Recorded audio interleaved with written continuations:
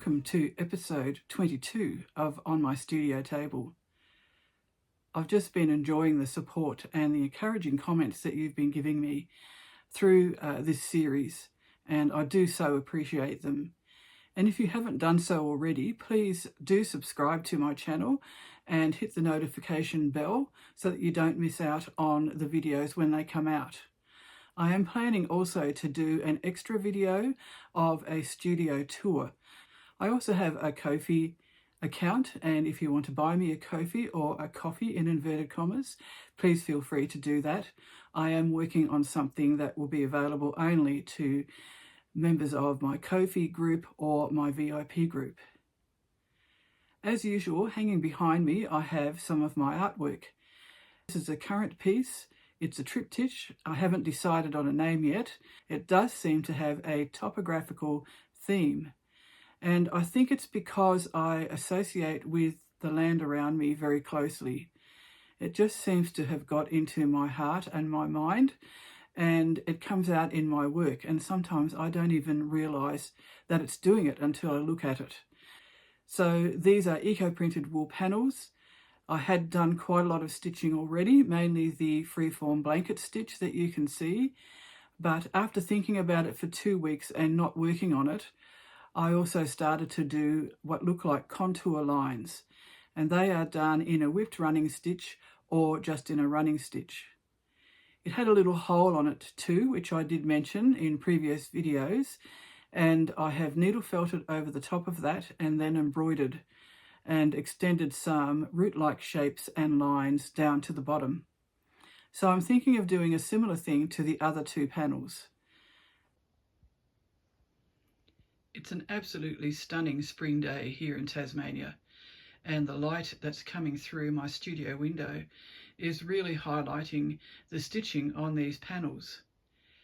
As you can see, I have done a lot more on the central panel, and I think that is finished, although I'll make a decision on that as I go along. So I'll just go closer to the middle panel first, and please excuse any camera shake. So here we are. We have the contour lines that have been done with a whipped running stitch and a running stitch. Then the blanket stitch, which you have seen before, mainly around the onion skin prints, although I have also added them to some of the other prints. There's the needle felted section with the root-like shapes and then the lines extending to the bottom.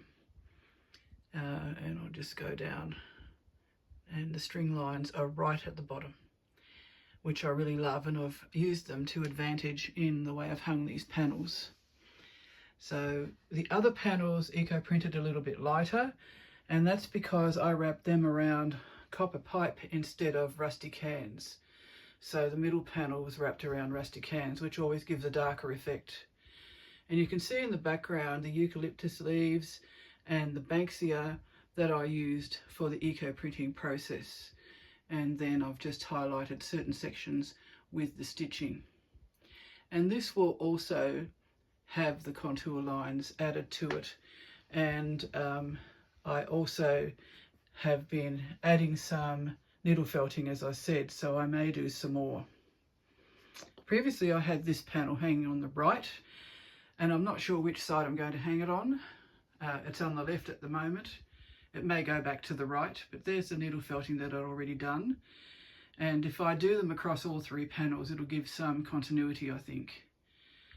And again, you can see the leaf prints, and you can see the comparison between the darker middle panel and the lighter side panel, and then the string lines at the bottom.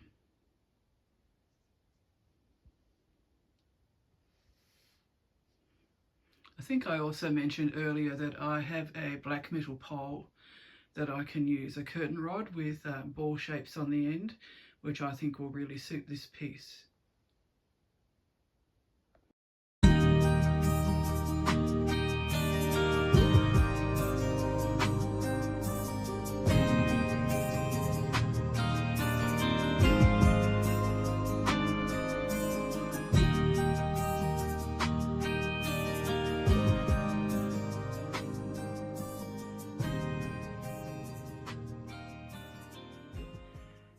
As you know, also, I have done some eco printing over the past week, and I concentrated on doing papers this time. I experimented with a variety of papers, sketchbook paper, thin card, also some photo paper which you put through your printer for printing photos, and have been some very interesting results and some unexpected results. I have started to make things from the papers that I eco-printed. I've made some accordion books with stitched signatures in them, and I've made some very special cards with unusual envelopes.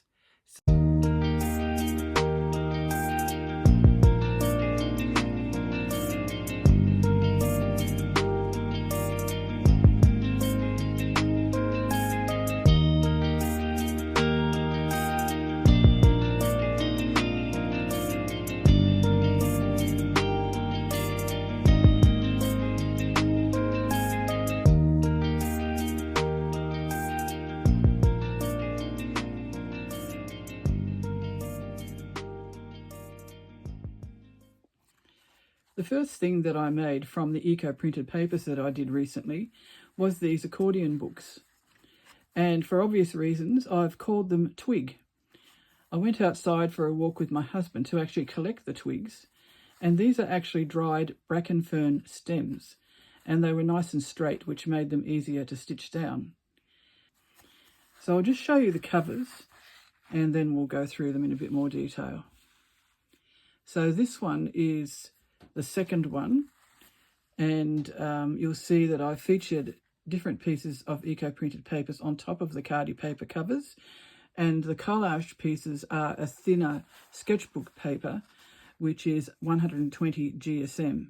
So it was just from a sketch pad, an A3 size sketch pad, and I hand tear them using a vintage butter knife because it gives nice edges to the white papers, which you'll see in a moment. I have letter stamps as well, which I use for the printing of the letters. So let's have a look inside. Sometimes they are reversible. This particular one has a pale print, but it's still got texture there. And again, because I don't like to waste paper, I fold the papers in a way that makes the best use of them so that they are not wasted. And that gives me asymmetrical pages, and I turn them this way and that, and it means that you can attach things to it if you use it for a journal, like for collage or whatever it is. And then it opens this way and keeps going, and then I've got another set of pages, and there's some faint string lines there, and then when you get to the back you can keep going. So I actually call this a reversible accordion book, because I've also stitched signatures in this part. I always get confused as to whether they're called signatures or sections. So that's Banksia prints, and there as well. And the pages, and you can see there's a bit of a texture to them. And then I use my stamp, a little description and my name inside the back page. And then we get back to the front again, and you can just keep going ad infinitum. And when you stand them up, I'm not sure if I can show that here, but when you stand them up, you get these interesting folds. What I like about it is that when you open it, you still see some lovely eco prints.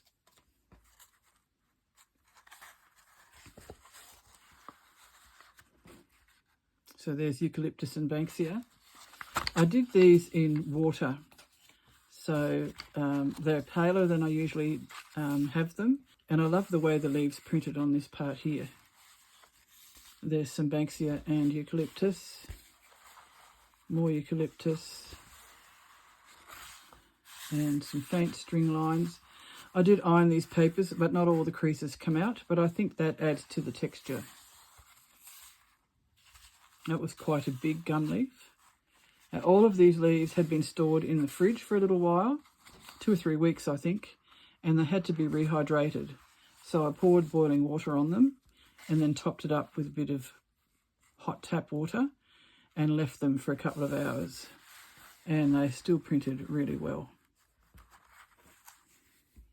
So there's a lovely rough edge from the cardie paper. And there's something of interest in each book.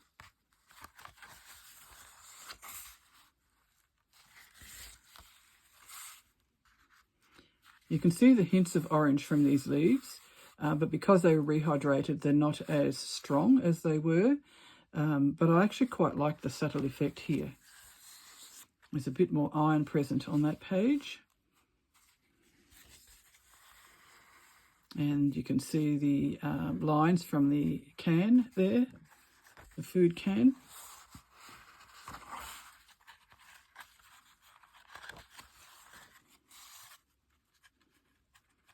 And some blotches happen there, but I just think that adds to the overall effect myself.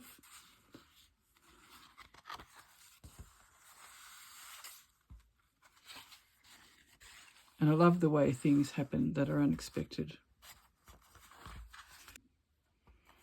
I've made 3 of these cards, and I'll probably make some more. And this was made from folded sketchbook paper, the same paper that I use for the pages in the accordion books. And I've collaged some of the eco-printed paper, which is also the same weight and type of paper, onto the top, and then used my text stamps to do the word forest, because I was walking on the road through the forest on our block and round the fence lines and so on to collect the leaves for this. And then a little initialed signature there. When you open it, it's just blank, so you can just write whatever you would like. My business card with a description, of course. And I've made little, I suppose you could call them seals or closures. And these are for the envelope, and I'll just show you how that works. So I've made an envelope out of folded paper. Again, 120 GSM paper. And it opens out like this. The card goes inside. Then you fold the papers in. Let's move those. So I usually go from the bottom and then to the top to finish it. And then this goes on top to actually close it. I've put some double-sided tape on there too. So all you need to do is to peel off those pieces of paper and you'll have the sticky tape there ready to stick that down. This is the second card and the third one. And again, you can really see the eucalyptus leaves. I don't think there's any Banksia showing on these ones in particular. That one's quite dark because it was next to the rust on one of the cans, which I really like as a contrast. I haven't decided what to do with these papers just yet. The top 2 are the 120 GSM sketchbook paper, and these would have been wrapped around copper pipe. And as you can see, they did tear a little bit, but the good thing about it is that I can just cut out the bits that I want to feature on the cards or the books or on the pages, and I can work around that. This is thin card with very similar results.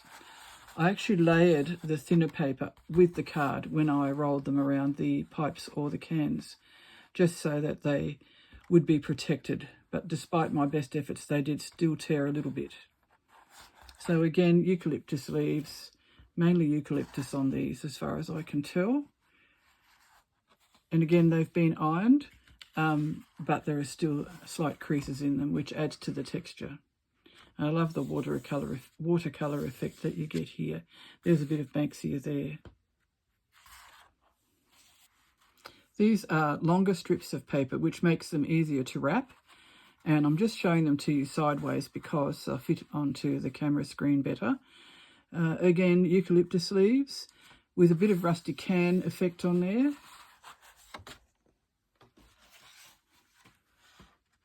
And as I said before, these were layered with the thinner papers. Some of these were also layered with the photo paper, and I'll show you those in a moment. This is Banksia prints and a little bit of eucalyptus and some stronger Banksia prints.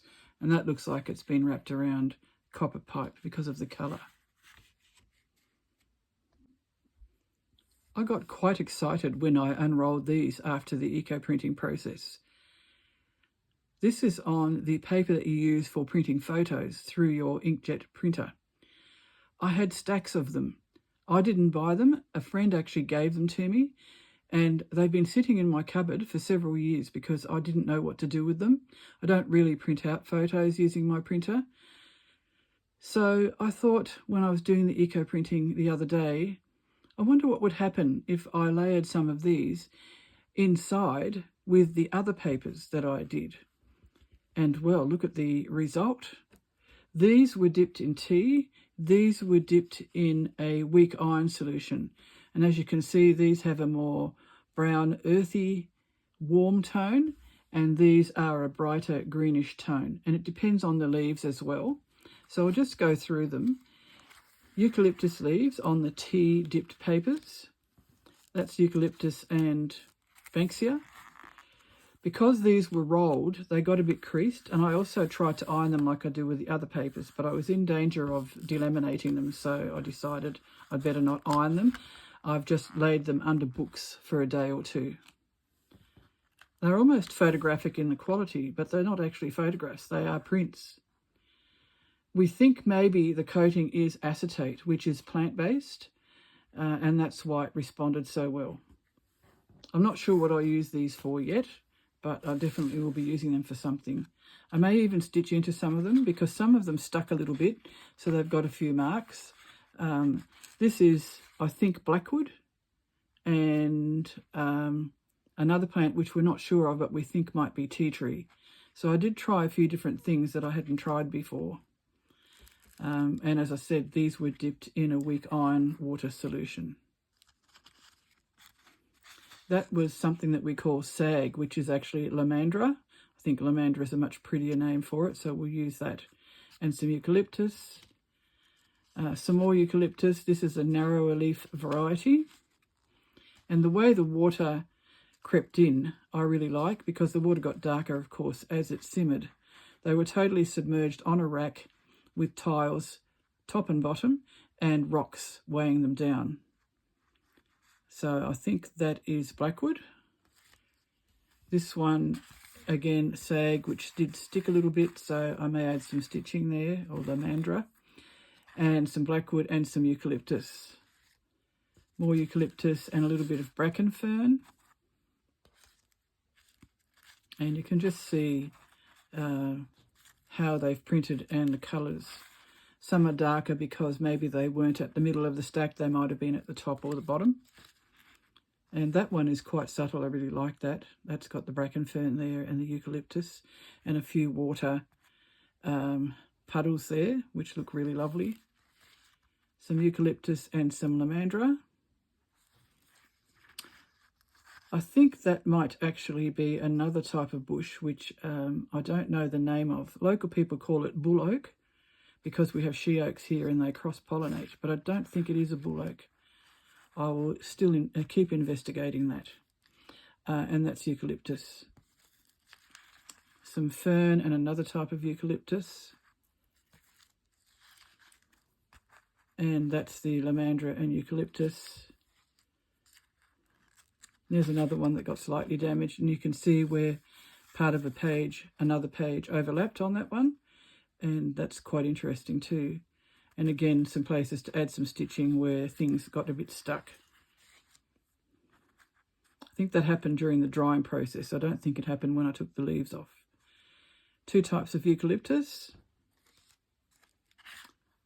The unknown plant and some eucalyptus. That was actually flowering, that unknown plant, so they've made little resist patterns, but they didn't print so well. Some fern and some eucalyptus. Some fern and some lamandra. Two types of eucalyptus. This one probably isn't all that interesting, but no doubt it'll be useful in some way. Fern and the unknown plant. And another one of the unknown plant and some lamandra. And then some blackwood and some eucalyptus.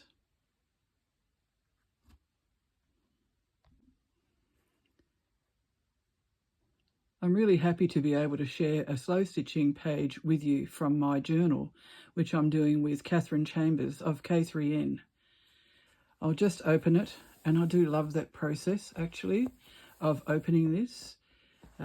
Just a hint of the treasures inside, I think, and to me they are treasures because I've enjoyed doing them so much. I'll just find the right page.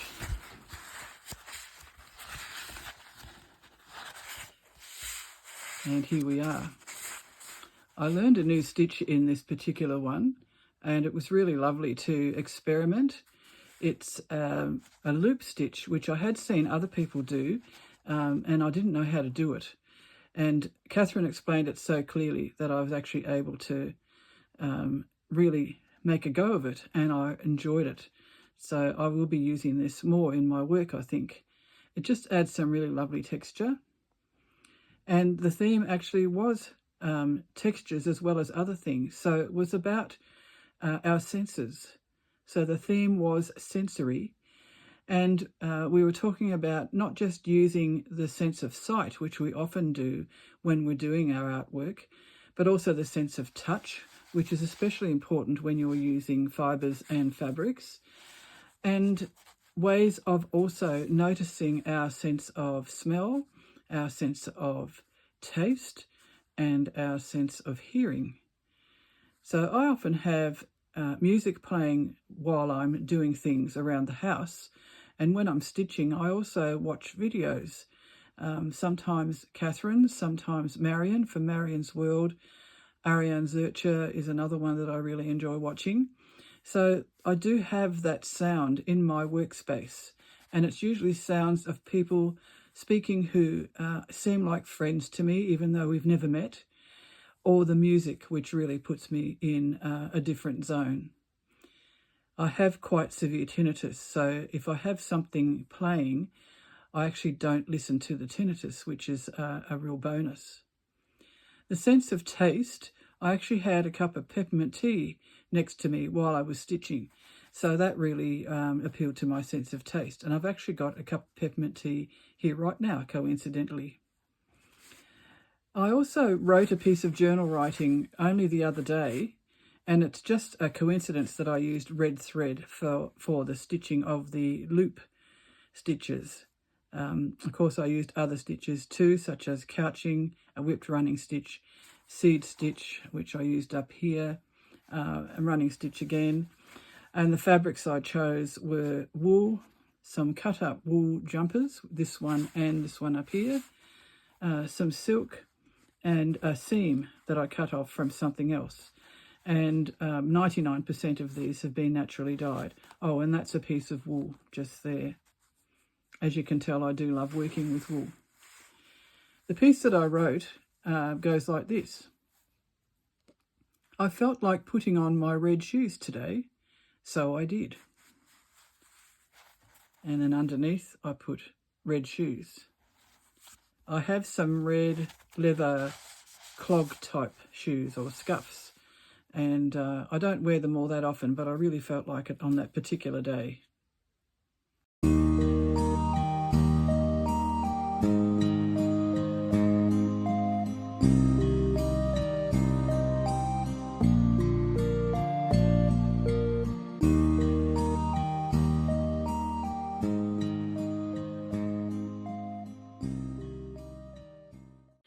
I'm also including our visit to the exhibition I mentioned in my last video, which is the Trails Tasmania exhibition.